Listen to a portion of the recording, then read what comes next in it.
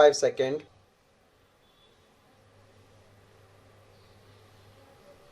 Start. Honorable members, the economic progress of a nation like India is defined by the aspiration of the middle class and the fulfillment of those aspirations. The bigger the dreams of the middle class are, the higher the nation soars.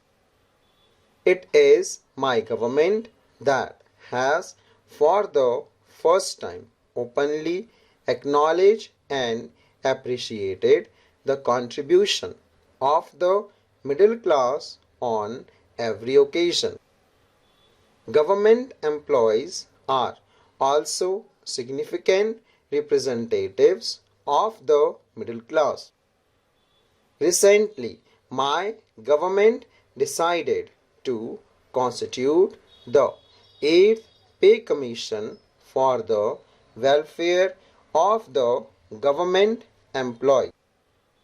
This decision will lay the foundation for substantial salary increase for government employees in the coming years.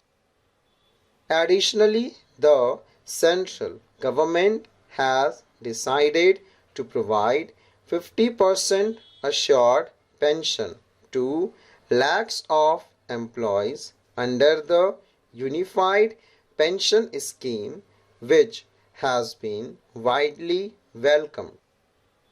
My government is equally committed to fulfilling the middle class's dream of owns a home. Law like RERA have been introduced to safeguard their dreams. Subsidies on home loans are being provided. Through the UDAN scheme, about 1.5 crore people have fulfilled their dream of flying in airplanes. Jan Aushadhi Kendras offering medicine at 80% concessional rate have helped save more than 30,000 crore rupees for citizens. The multifold increase in the number of seats for education in various disciplines has significantly benefited the middle class. Acknowledging the role of taxpayers in the nation building, my government has simplified tax-related processes. The introduction of faceless assessment has enhanced transparency and reduced tax disputes. Senior citizens aged 75 years and above who get only pension now have the choice of deciding about filing their income tax return. Honorable members, my government firmly believe in empowering the nation through women-led development. The Nari Shakti Vandan Adhiniyam, which provides reservation for women in the Lok Sabha and State Assembly, is a significant step in this direction. Under the National Rural Livelihood Mission, more than 91 lakh self-help groups SHGs are being empowered, connecting over 10 crore women across the country. These groups have received over 9 crore rupees through bank linkages. My government has set a goal of 3 crore Lakhpati Didis. Today over 1.15 crore Lakhpati Didis are leading dignified lives, with about 50 lakh becoming Lakhpati Didis in just the past 6 months. These women are contributing to their family incomes as entrepreneurs. With the spirit of insurance for all, the Bima Sakhi campaign was launched a few months ago. Our banking and digi-payment Sakhis are playing a crucial role in connecting remote areas with the financial system. Meanwhile, Krishi Sakhi are promoting natural farming and Pashu Sakhi are strengthening our livestock resources. The Drone Didi Yojana has become a medium for the economic and technological empowerment of women.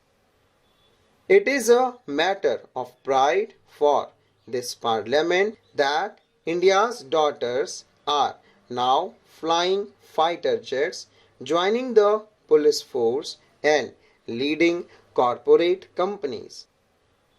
Following my government's decision, girls have started enrolling in national military schools and National Defense Academy as cadets.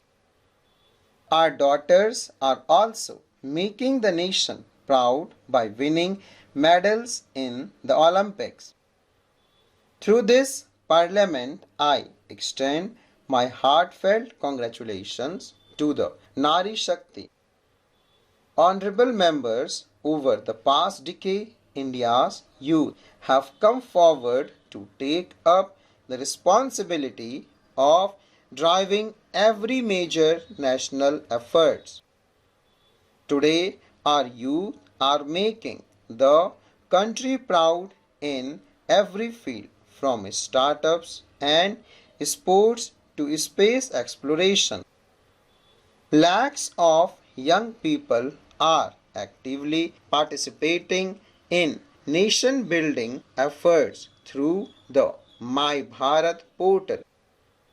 Initiatives like Make in India, Atmanirbhar Bharat, Startup India, Stand Up India, and Digital India have created numerous employment opportunities for the youth.